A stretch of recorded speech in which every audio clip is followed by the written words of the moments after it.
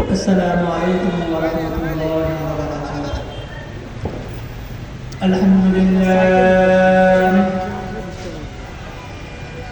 الحمد لله نحمده ونستعينه ونستغفره ونؤمن به ونتوكل عليه ونعوذ بالله من شرور أنفسنا ومن سيئات أعمالنا. من يهده الله فلا مضل له ومن يضلل فلا هادي له. ونشهد أن لا إله إلا الله وحده لا شريك له. ونشهد أن سيدنا وسندنا وحبيبنا وحبيب ربنا ومولانا محمدا عبده ورسوله الذي أرسله الله تبارك وتعالى إلى كافة الناس بشيرا ونذيرا وداعيا إلى الله بإذنه وسراجا وقمرا منيرا. صلى الله تعالى عليه وعلى آله وأصحابه وأهل بيته وذرياته وسلم تسليما كثيرا كثيرا.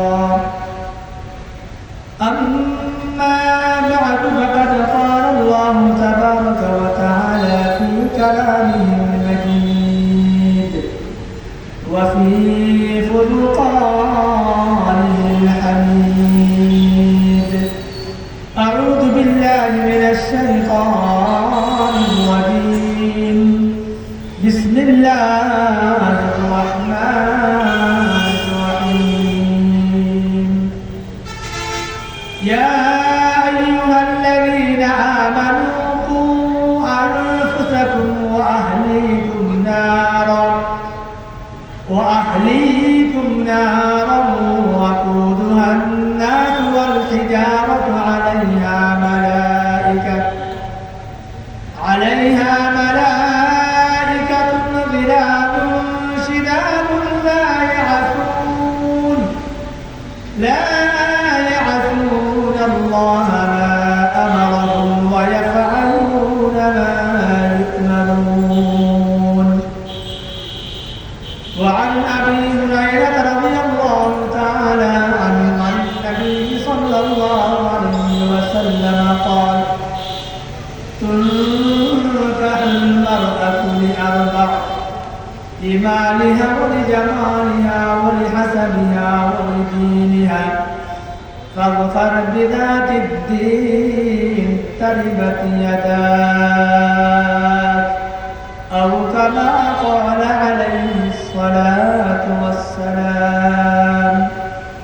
محبতের সাথে দিল মন উজাড় করে আমরা কয়েক মর্তবা নবী পাকের শানে দুরূদ মুবারক পাঠ করুন। সাল্লাল্লাহু আলা সাইয়্যিদিনা ওয়া মাওলানা মুহাম্মদ ওয়া আলা আলিহি ওয়া আসহাবিহি ওয়া সাল্লাম। আল্লাহুম্মা ইয়া রাব্বি সাল্লি ওয়া সাল্লিম দাইমান আবাদা على حبيبك ونبيك خير الخلق كلهم. بارك الله لنا ولكم في القرآن العظيم ونفعنا وإياكم بالآيات والذكر الحكيم. कोई बज़म हो या अंजुमन ये शियार अपना बनाए, कोई बज़म हो या अंजुमन ये शियार अपना बनाए कि जहाँ रोशनी की कमी मिले वहाँ एक चिराग जला दे। বৃহত্তর সিলেটের ঐতিহ্যবাহী দ্বীনি বিদ্যাপীঠ জামিয়া হাতিমিয়া হাফিদিয়া শিবগঞ্জ মাদ্রাসা বার্ষিক ইসলামী এই মহাসম্মেলনের চলমান অধিবেশনে সভাপতির মঞ্চে সমাসীন পরম শ্রদ্ধাভাজন সভাপতি, উপস্থিত জাতির বিবেকবান উলামায়ে কেরাম, বিশাল সামিয়ানার নিচে জামিয়া হাতিমিয়া শিবগঞ্জ মাদ্রাসা তালিবুল ইলম ভাইরা সহ বৃহত্তর শিবগঞ্জের বিভিন্ন পাড়া মহল্লার আল্লাহ প্রেমিক, রাসূল প্রেমিক, পরকালমুখী ভাইরা, আমাদের আজকের এই জলসার মাইকের আওয়াজ যত দূর পর্যন্ত পৌঁছাইতেছে,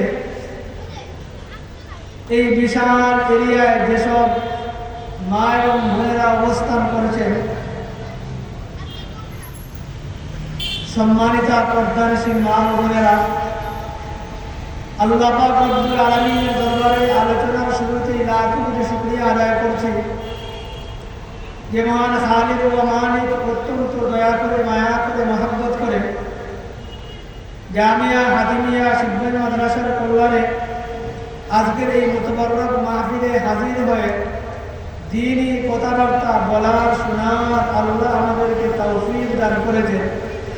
সেজন্য হৃদয়ের গহীন থেকে দিনমন উজাড় করে সমস্ত ভালোবাসা দিয়ে আল্লাহর দেয়া জবানে একবার তার পবিত্র কালিমাতের শুকর আদায় করি, বলি আমরা আলহামদুলিল্লাহ। মুহতারাম হাজিরিনে কেরাম, আমি আপনাদের সামনে মহাগ্রন্থ আল কোরআনের সূরাতুত তাহরীমের একটি গুরুত্বপূর্ণ আয়াত তিলাওয়াত করেছি।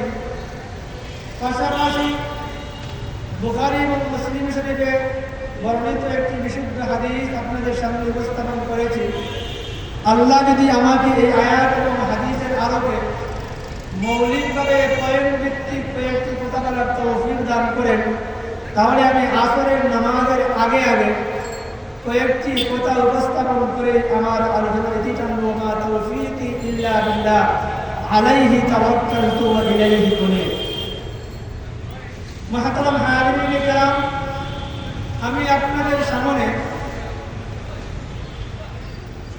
সন্তানের হক মাতা পিতার উপর কি রয়েছে সে সম্পর্কে পয়েন্ট ভিত্তিক কয়েকটা কথা উপস্থাপন করতে চাই।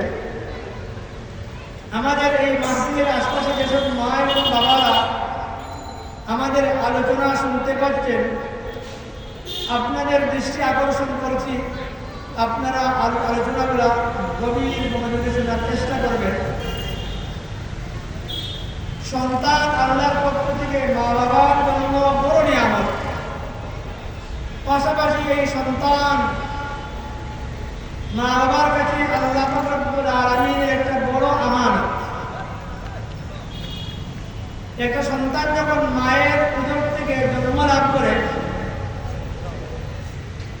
10 বছর বয়স পর্যন্ত এই সন্তান বা বাচ্চাটাকে শিশু বলা হয়।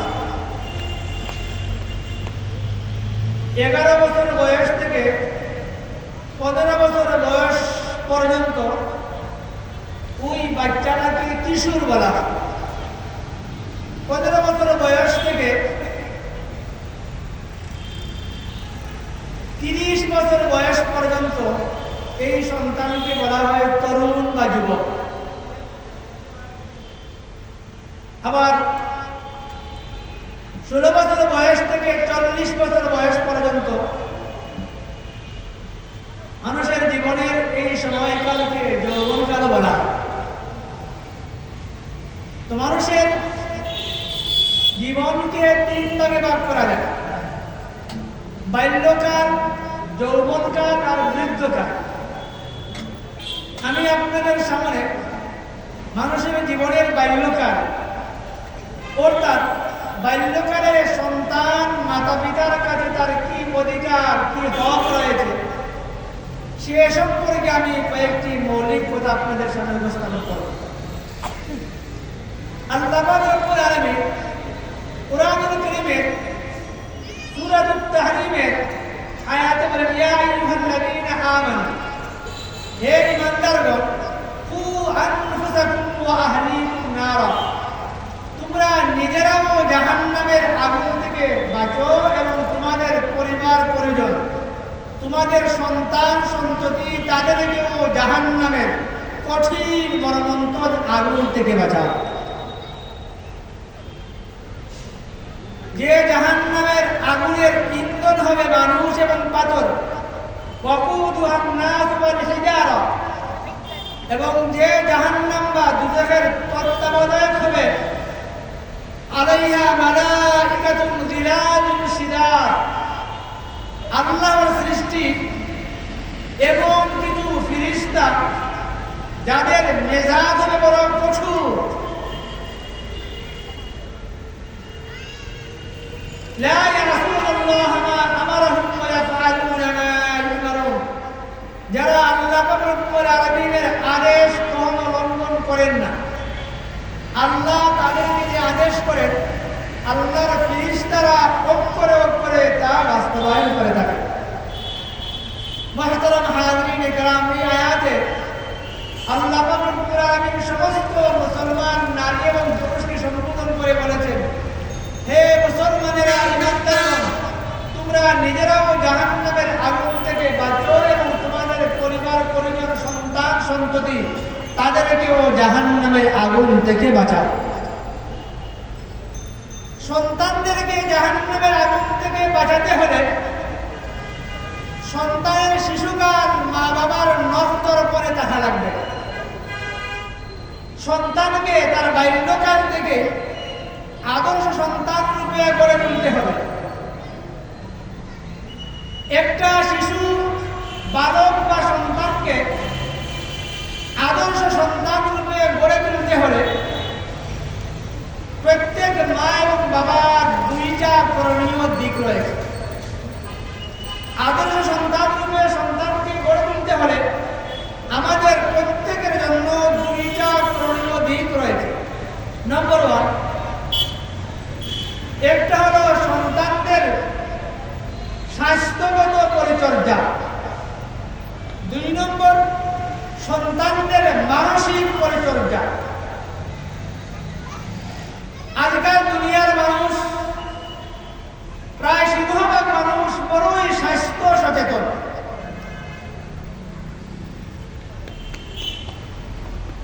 এবং কি বর্তমান প্রযুক্তি, টেকনোলজি এবং বিজ্ঞানের যুগে চিকিৎসা বিজ্ঞান অনেক উন্নতি সাধন করেছে।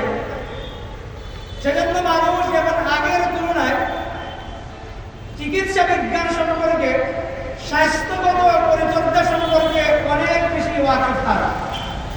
আমি স্বাস্থ্যগত পরিচর্যার দিকে তেমন আলোকপাত করব না, আমাদের হাতে সময় যেহেতু কম। আমি শুধুমাত্র সন্তানের মানসিক পরিচর্যা সম্পর্কে আমাদের আল্লাহ এবং আমাদের রাসূল, আমাদের পবিত্র ইসলাম দুনিয়ার সমস্ত মা এবং বাবাকে কি নির্দেশনা দিয়েছে, আমি সংক্ষেপে সেই বিষয়গুলো উপস্থাপন করবার চেষ্টা করব। মুহতারাম হাজিরিন ইকরাম, সন্তান ভূমিষ্ঠ হওয়ার পরে আদর্শ মা এবং আদর্শ বাবার উপর সন্তানের বেশ কিছু করণীয় থাকে।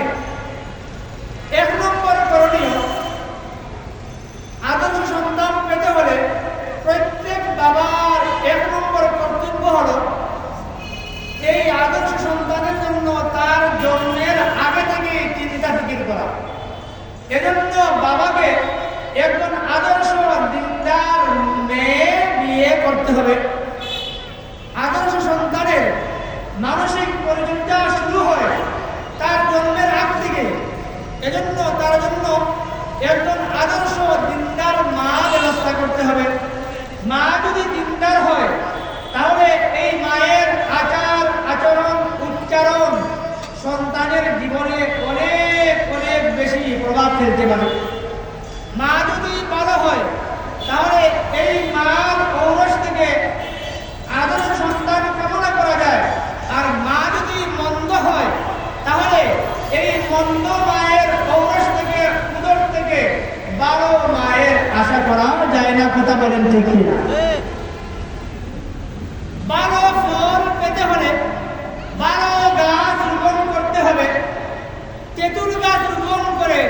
সেখানে মিষ্টি আমের আশা যেমন করা যায় না, ঠিক তদ্রূপ মন্দ মেয়ে বিয়ে করে, মন্দ মা বিয়ে করে তার ঔরস থেকে আদর সন্তান কামনা করা, সেই তেঁতুল গাছ রোপণ করে মিষ্টি আম কামনা করা নামান্তর। কথা বলেন ঠিক কিনা? মাহতারাম হাজিরিন কিরাম, এজন্য আদর্শ সন্তান রূপে বা সন্তানের মানসিক পরিচর্যা শুরু হয় তার জন্মের আগে থেকে। এজন্য প্রত্যেক স্বামীকে একজন আদর্শ মেয়ে, একজন দিনদার মহিলা বিয়ে করতে হবে এবং এই দিনদার মহিলার ঔরস থেকে যে সন্তানটা জন্ম নেবে আশা করা যায় এই ঔরস থেকে, এই আদর্শ মায়ের ঔরস থেকে আদর্শ সন্তান জন্ম লাভ করবে।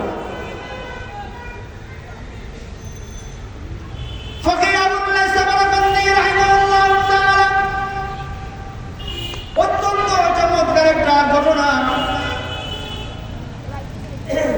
উল্লেখ করেছেন। একবার ইসলামের দ্বিতীয় খলিফা ওমর ইবনে খাত্তাব রাদিয়াল্লাহু তাআলা আনহু দরবারে একজন বাবা তার বাচ্চ সন্তান নিয়ে এসে হাজির হয়েছে। এসে বলল, আমিরুল মুমিনিন, হে আমাদের বাদশাহ, আমার এই সন্তান আমার বাচ্চ তোমার কথা শুনে না। আমি যদি তাকে ডান দিকে আহ্বান করি সে বাম দিকে চলে যায়, সে আমার হক আমার অধিকার আদায় করে না। আমি আপনার কাছে আপনার দরবারে আমার এই বাচ্চ সন্তানের বিরুদ্ধে নালিশ করলাম, আপনি আমাকে উপযুক্ত বিচার করে দিন।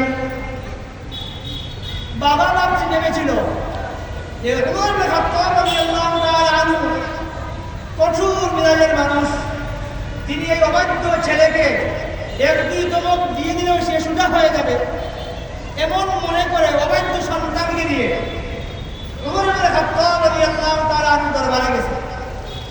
গিয়ে বাবা সন্তানের বিরুদ্ধে নালিশ পেশ করেছে। বাবার অভিযোগ শুনে ইসলামের দ্বিতীয় খলিফা ওমর ইবনে খাত্তাব রাদিয়াল্লাহু তাআলা আনহু সন্তানকে লক্ষ্য করে বললেন, হে সন্তান, তোমার বাবা তোমার বিরুদ্ধে যে অভিযোগ দায়ের করেছে সেটা কি সঠিক? বলে, জি হ্যাঁ। তাহলে তোমার কি জানা নেই যে তোমার উপর তোমার বাবার উপর তোমার মায়ের অনেক অধিকার আছে, যে অধিকার তুমি বাস্তবায়ন না করলে কাল কিয়ামতে হাসরের ময়দানে আল্লাহ তোমাকে অনেক কঠিন শাস্তি দিবেন। আমিরুল মুমিনিন ছেলে উত্তর দিল, এগুলো আমার জানা আছে।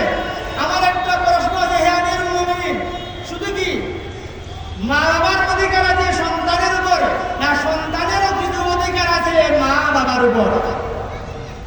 আমিরুল মুমিনিন ওমর ইবনে খাত্তাব রাদিয়াল্লাহু তাআলা বললেন, না, অবশ্যই সন্তানেরও কিছু অধিকার আছে মা এবং বাবার উপর।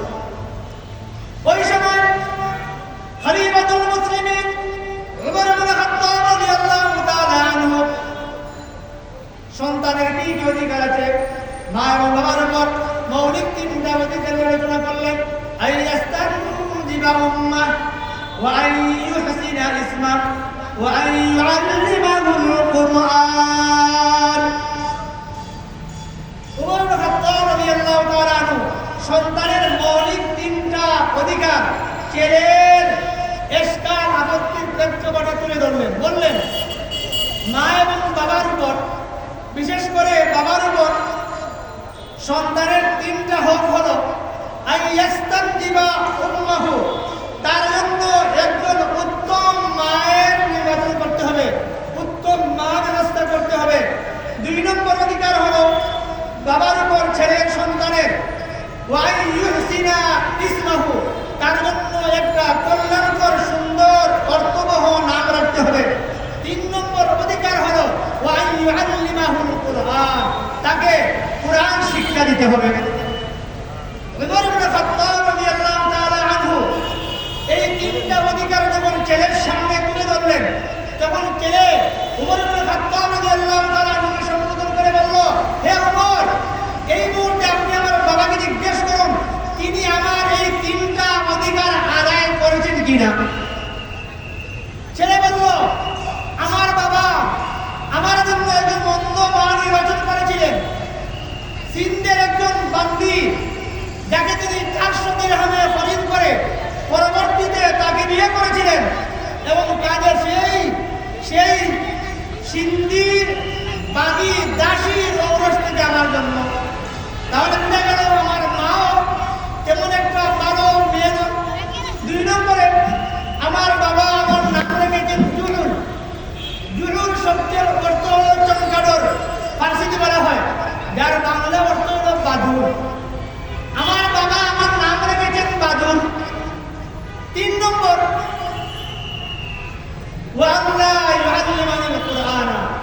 আমার বাবা আমাকে কোরআন তো শিক্ষা দেওয়া দুর্নীতিবাদ, কোরআনের একটি আয়াত একটি হরফও আমাকে শিক্ষা দান করেন নাই।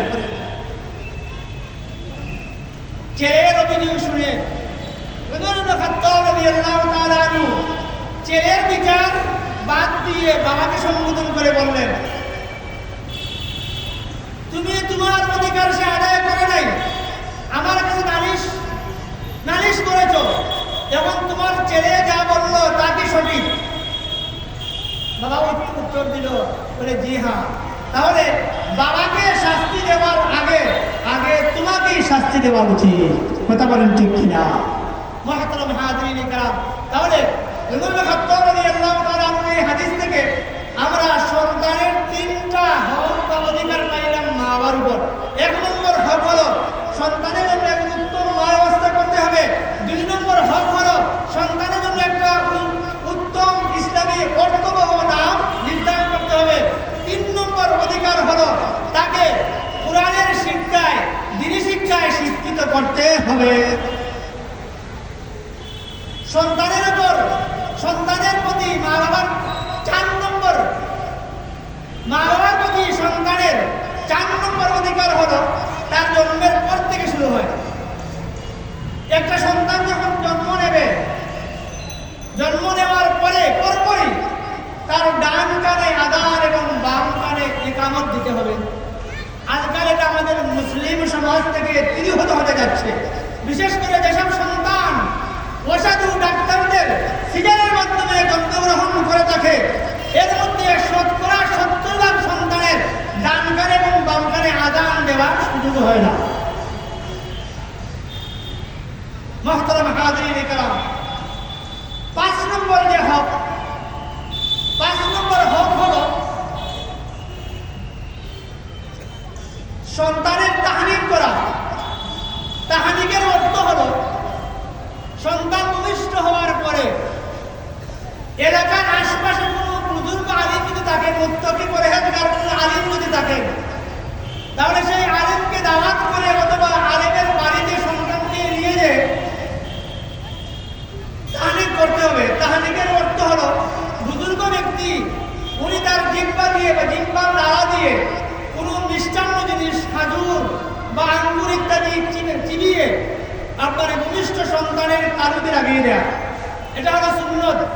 আম্মা জান আয়েশা সিদ্দিকা রাদিয়াল্লাহু তাআলা আনহা থেকে বর্ণিত মুসলিম শরীফের হাদিস, আন্না রাসূলুল্লাহ সাল্লাল্লাহু আলাইহি ওয়াসাল্লাম কানা ইউতা বিসবিয়ান ফায়ুররিক আলাইহিম ওয়া ইউহান্নিকুহুম।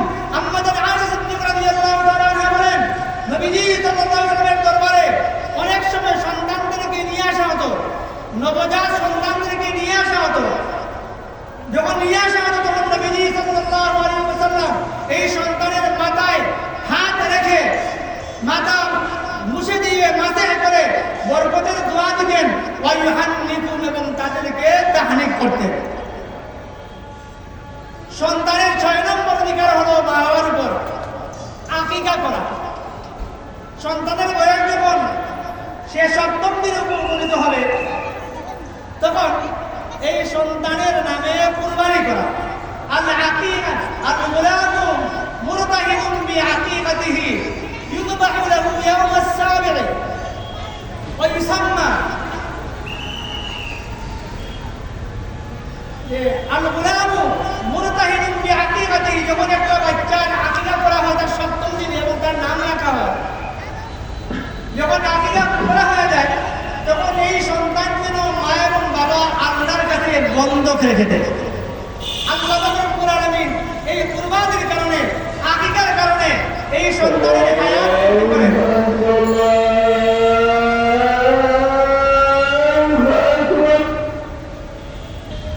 আল্লাহু আকবার।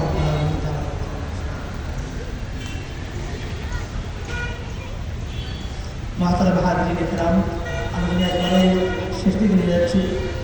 মুহতারাম হাজিরিন ইকরাম, সন্তানের সপ্তম অধিকার হলো মা এবং বাবার উপর সন্তানকে হালাল খাদ্য খাওয়ানো। তাকে কখনো হারাম খাদ্য খাওয়ানো যাবে না, কারণ হারাম খাদ্যের একটা কুপ্রভাব তার জীবনে পড়বে, সে অবাধ্য সন্তান হয়ে যাবে। একবার নবীজির আপন নাতি হাসান ইবনে আলী রাদিয়াল্লাহু তাআলা আনহু, আকাদান হাসান ইবনে আলী রাদিয়াল্লাহু তাআলা আনহু তামরাতুন মিন তামরাতিস সাদাকা, فقال رسول الله صلى الله عليه وسلم يا حسن كف كف ارمي بها فإنا لا نأكل الصدقة। রাসূল করিমের নাতি ফাতিমা রাদিয়াল্লাহু তাআলা আনহার ছেলে কারবালার শহীদ হযরত হাসান রাদিয়াল্লাহু তাআলা আনহু, তিনি একবার সাদাকার একটা খাজুর খেয়ে ফেলেছিলেন।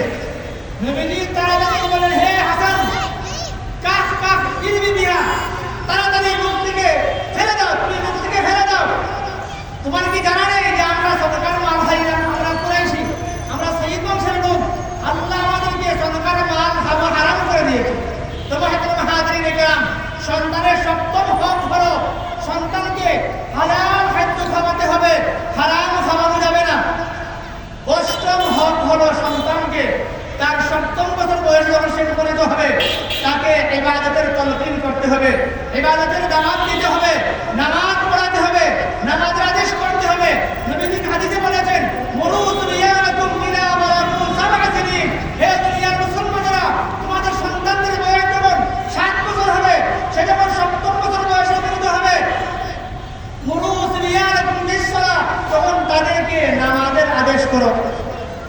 ওয়াদরিবুহুম আলাইহা ইযা বালাগু 10 সিনিন, আর যখন তাদের বয়স 10 বছর হয়ে যাবে তখন এই সন্তান নামাজ না পড়লে তাকে প্রহার করেও মারধর করেও তাকে নামাজের প্রতি অভ্যস্ত করতে হবে। মুহতারাম হাজিরিন ইকরাম, আল্লাহ পাক রব্বুল আলামিন আমাদেরকে এই আলোচনাগুলো নিজেদের জীবনে বাস্তবায়ন করবার, আমল করবার তৌফিক দান করুন। সবাই বলুন আমিন। ওয়া আখিরু দাওয়ানা আনিল হামদুলিল্লাহি রাব্বিল আলামিন।